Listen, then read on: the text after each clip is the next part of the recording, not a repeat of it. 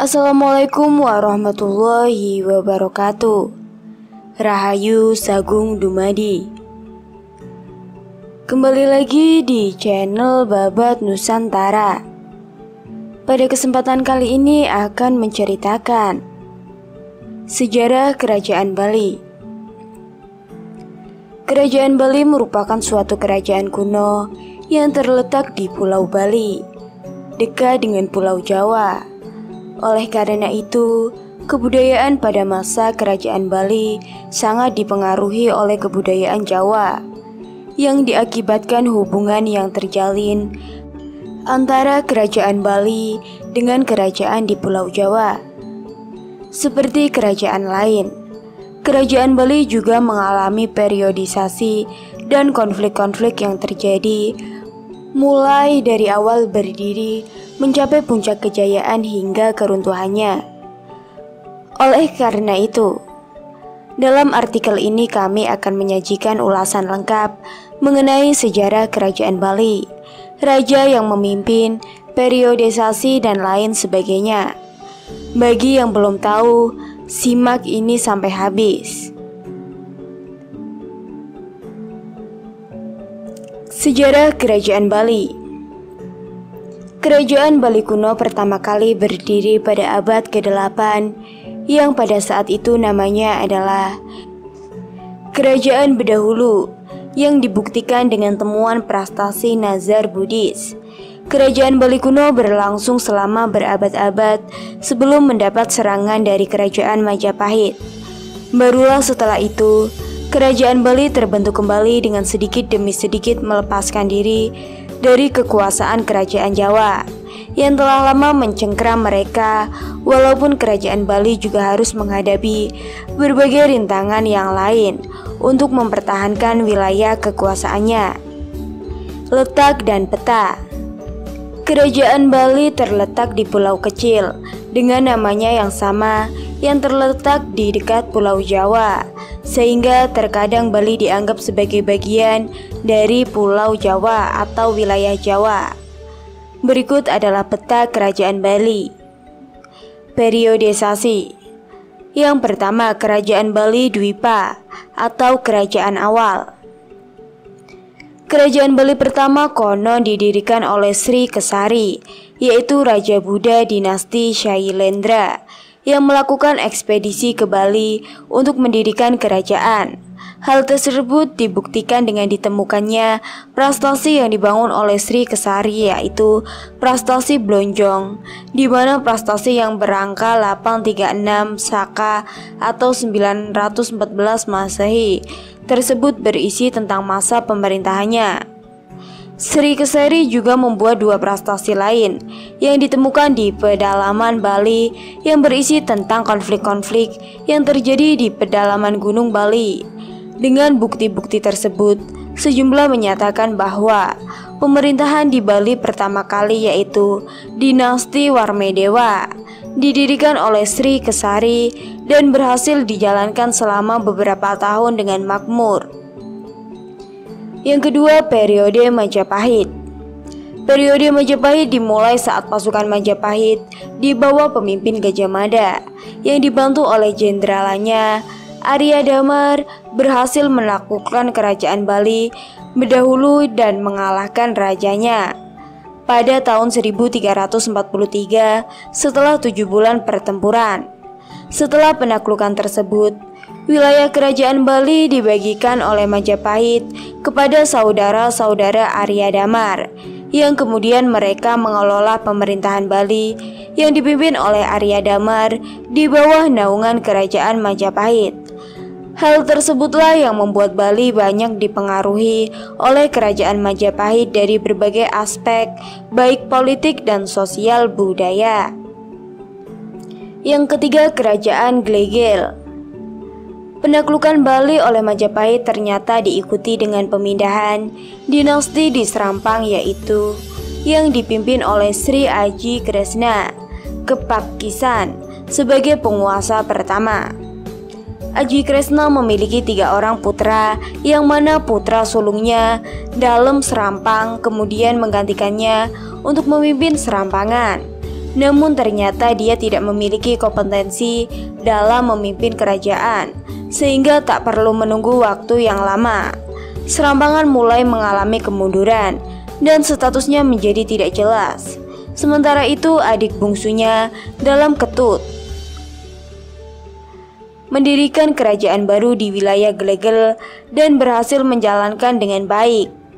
Pada abad ke-16, kerajaan Glegel mencapai puncak kejayaan dan menjadi pemerintah yang terkuat di daerah tersebut setelah kepemimpinan digantikan oleh Dalem Baturanggong. Yang keempat, periode 9 kerajaan.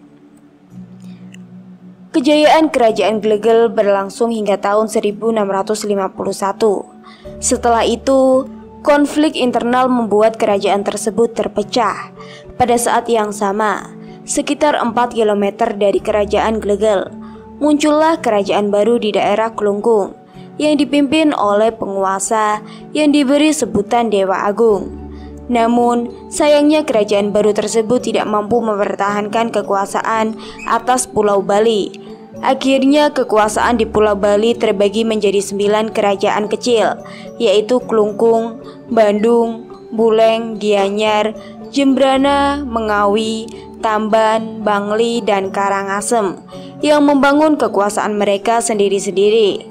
Meskipun demikian, kerajaan-kerajaan kecil tersebut mengakui kepemimpinannya Klunggu di antara mereka sehingga mereka menghormati dan menempatkan Dewa Agung dalam posisi tertinggi.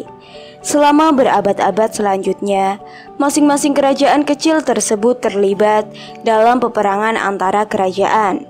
Selain itu, hubungan para penguasa juga semakin rumit akibat banyaknya raja yang berkuasa, dan hal tersebut berlangsung cukup lama hingga abad ke-19 saat Belanda mendarat di Pulau Bali.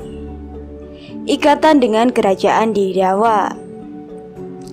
Kerajaan Bali banyak dipengaruhi oleh kerajaan Jawa karena selain letaknya yang berdekatan, keduanya juga memiliki hubungan yang baik.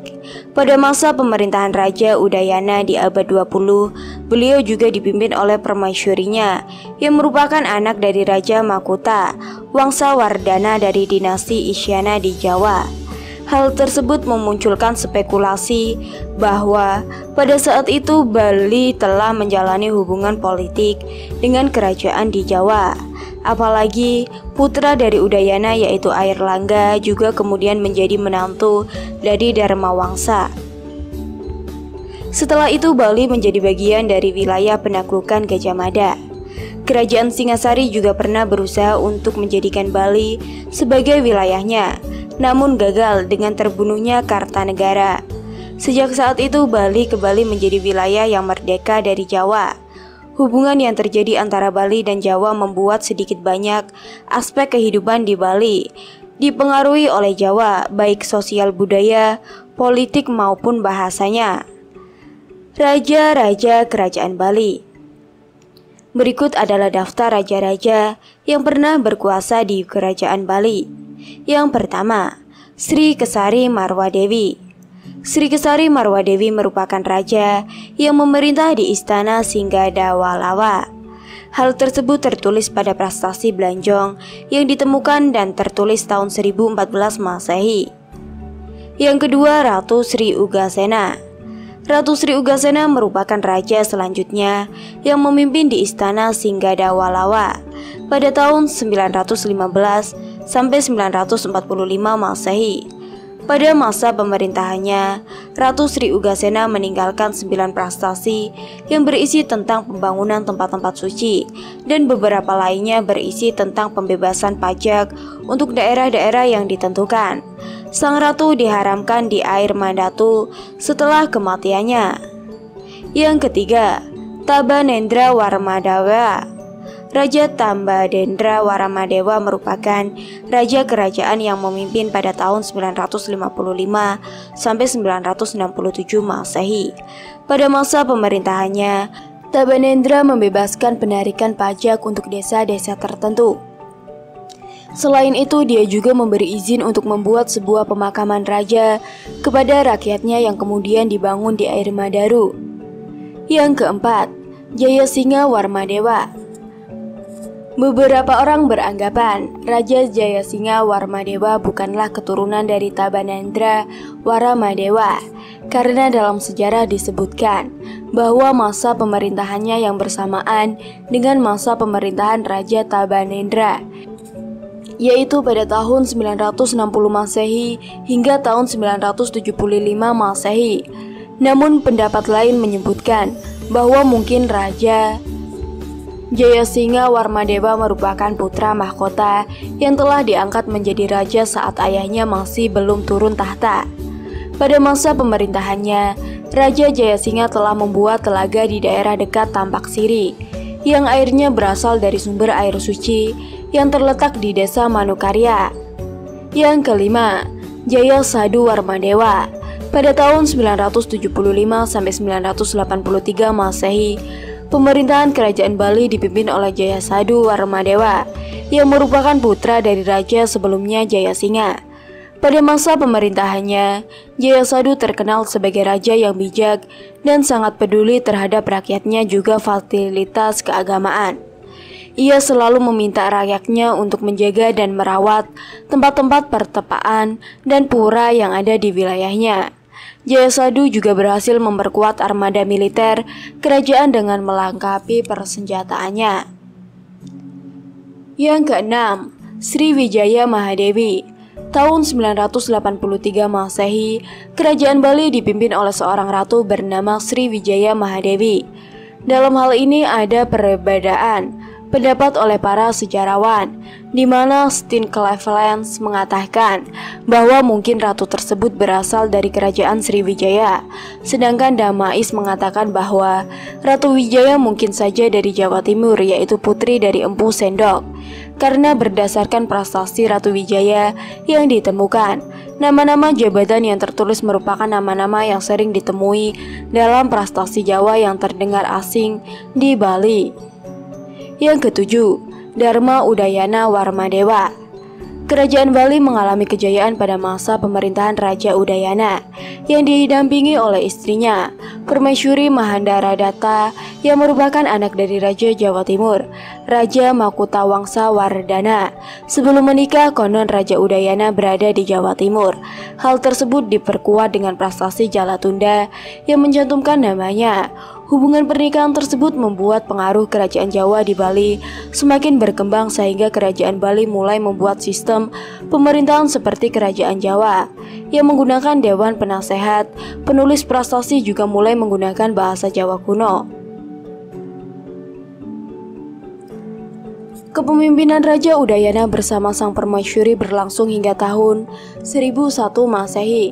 Namun pada saat itu bertepatan dengan meninggalnya Gunapriya, sehingga Udayana harus meneruskan kepemimpinannya hingga tahun 1011 Masehi.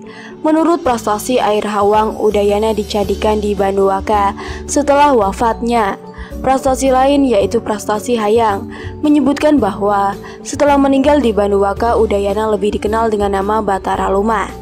Dalam pernikahannya dengan permaisuri Raja Udayana dikaruniai 3 orang anak, yaitu Maraka, Anak Wungsu, dan Airlangga, yang mana 2 diantara menjadi raja kerajaan Bali, sedangkan Airlangga diangkat menjadi menantu Dharma Wangsa di Jawa Timur, sehingga tidak sempat memimpin di kerajaan Bali.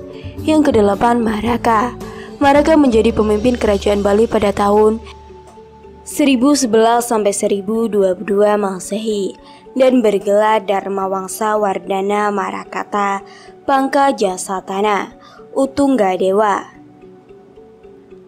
Ada yang mengatakan bahwa mereka sebenarnya adalah Airlangga karena selain masa pemerintahannya yang sezaman, keduanya juga dinilai memiliki kepribadian dan gaya kepemimpinan yang sama.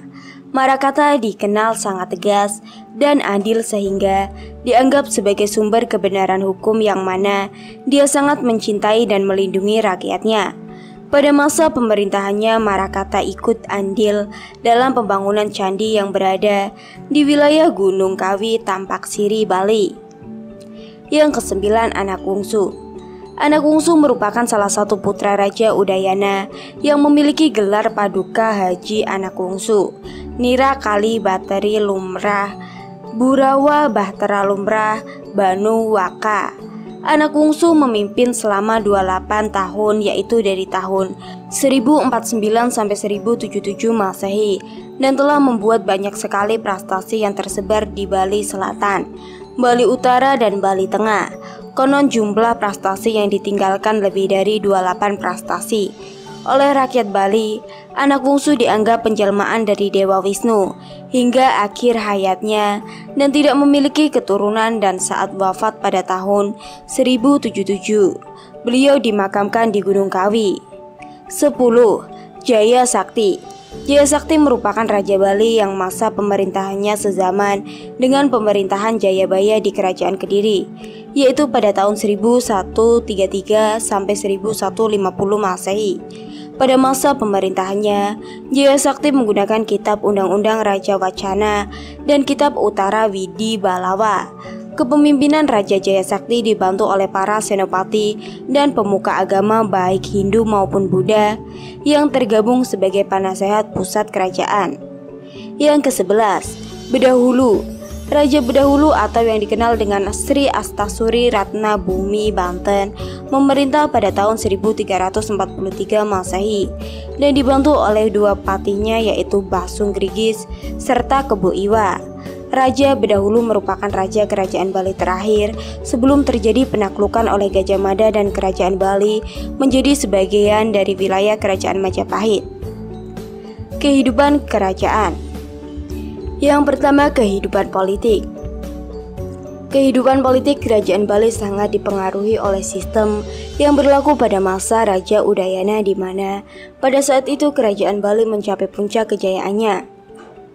Taktik politik yang dilakukan Udayana adalah menjalin hubungan bilateral dengan kerajaan-kerajaan lain, sehingga kerajaannya bisa dengan mudah melakukan perluasan wilayah, terutama di Pulau Jawa karena istri Jayabaya sendiri berasal dari Jawa. Keberhasilan dari cara kepemimpinannya tersebut kemudian ditiru oleh anak-anaknya, yaitu Marakata dan Anak Wungsu yang juga menjadi raja menggantikan ayahnya, sehingga kerajaan Bali bisa mempertahankan masa kejayaan dalam waktu yang lama. Yang kedua, kehidupan ekonomi. Kehidupan ekonomi masyarakat Bali ditunjang dengan berbagai profesi yang dimiliki oleh masyarakat Bali sesuai dengan keahlian mereka. Beberapa mata pencarian masyarakat adalah petani, pemahat, perdagangan, dan pengarjianan. Petani. Beberapa prestasi peninggalan kerajaan Bali yang ditemukan menyebutkan bahwa petani merupakan mata pencarian utama rakyat Bali pada saat itu. Mereka mengelola gaga atau ladang, kebauan atau kebun, parlak atau sawah tak ada hujan, dan sawah dengan sistem irigasi atau kawaka yang hampir sama dengan yang dilakukan petani masa kini. Pemahat atau undagi. Kata undagi sebenarnya berasal dari bahasa Jawa kuno yang memiliki arti menukang atau tukang. Sedangkan di Bali, undagi merupakan sebutan untuk para seniman, utamanya dalam seni pahat patung. Patung-patung buatan pemahat Bali umumnya berupa seni pahat klasik dari kuno, namun memiliki nilai jual yang tinggi. Profesi ini bertahan sampai sekarang, maka tak heran jika Bali dikenal dengan seni pahat atau pembuatan patungnya yang khas dan indah. Pengrajin atau pandai. Pandai merupakan sebutan bagi pengrajin yang membuat barang-barang dari bahan logan. Di Jawa, istilah pandai diperturunkan bagi pandai besi yang membuat senjata seperti pedang, keris, dan senjata lainnya. Sedangkan di Bali, pandai merupakan orang yang berprofesi sebagai pembuat barang-barang dari emas dan perak. Pedagang.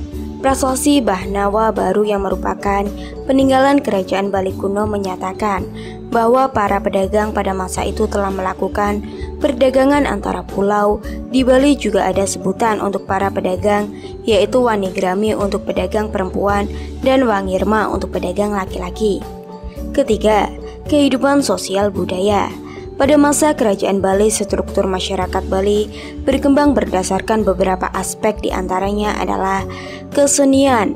Dalam perkembangannya, kesenian pada masa kerajaan Bali kuno dibagi menjadi dua sistem, yaitu kesenian rakyat dan kesenian keraton. Sistem kasta.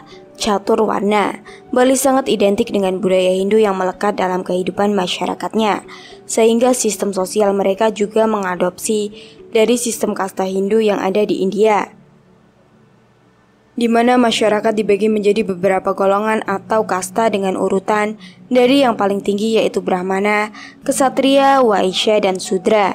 Sedangkan masyarakat yang tidak termasuk ke dalam golongan 4 kasta disebut dengan Jaba atau budak. Agama dan kepercayaan. Masyarakat Bali dikenal sebagai taat terhadap kepercayaan yang mereka anut baik Hindu, Buddha, dan animisme. Mereka juga selalu menjaga tradisi dan adat budaya yang diwarisi oleh nenek moyang mereka. Meskipun demikian, masyarakat Bali sebenarnya sangat terbuka dengan pengaruh budaya luar yang masuk ke lingkungan mereka. Sistem hak waris. Sistem hak waris yang diberlakukan pada masa kerajaan Bali telah diatur di mana dalam suatu keluarga, hak waris yang didapatkan oleh anak lelaki akan lebih besar daripada hak waris anak perempuan. Masa kejayaan. Masa kejayaan kerajaan Bali mencapai puncaknya pada masa pemerintahan Raja Udayana bersama permaisurinya, di mana saat itu kehidupan di sana sangat damai, makmur, dan aman. Sistem pemerintahannya yang dijalankan oleh Raja Udayana sangat pro rakyat, sehingga aspirasi rakyat dengan mudah dapat tersalurkan demi kemajuan kerajaan. Pada masa ini sistem pemerintahan juga semakin maju dengan adanya Dewan Penasehat yang posisinya sama dengan menteri. Selain itu, ekonomi masyarakat juga semakin maju karena pengelolaan ekonomi yang baik serta tidak ada kebijakan yang memperekat masyarakat. Penyebab keruntuhan. Kerajaan Bali kuno mengalami keruntuhan pada masa penaklukan yang dilakukan oleh Majapahit yang kemudian menjadikan Bali sebagai bagian dari wilayahnya yang dikelola oleh Arya Damar beserta saudara-saudaranya.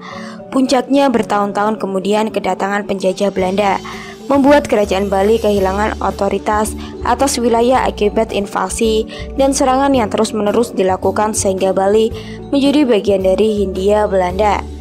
Peninggalan Candi Badas. Candi Badas merupakan peninggalan kerajaan Bali yang memiliki arsitektur unik khas Bali dengan 315 anak tangga sehingga wisatawan bisa menjangkau hingga puncak candi. Candi yang terletak di kawasan Tamak Sari, Gianyar, Bali ini terbuat dari bebatuan alam yang membuat bangunan sangat kokoh dan di dalam kompleksnya terdapat area pemandian. Candi Mengening. Candi Mengening adalah situasi budaya kuno peninggalan Raja Marakat yang dibangun di atas bukit. Candi ini pertama kali ditemukan pada kisaran tahun 1925 sampai 1927 oleh W.V. Sutherland di wilayah lembah sungai Perkarisaan yang memiliki sumber daya air melimpah. Saat penggalian dan penelitian candi ditemukan dalam kondisi utuh, lengkap dengan sebuah arca pemujaan di ruangan suci Candi Mengening. Bangunan candi tersebut kemudian dimasukkan dalam status cagar budaya oleh pemerintahan Provinsi Bali menurut Undang-Undang Nomor 5 Tahun 1985 dan ditetapkan sebagai wilayah B Lanskap Klutur Bali pada tahun 2012. Ketiga, Candi Wasan. Candi Wasan ditemukan di daerah Gianyar, tepatnya di daerah Sukawati, Bali. Pada saat ditemukan bangunan Candi Wasan dalam keadaan utuh, namun barang-barang dan arca yang ada di dalamnya sebagian telah rusak dan tidak lengkap. Beberapa di antaranya hanya tinggal puing-puing.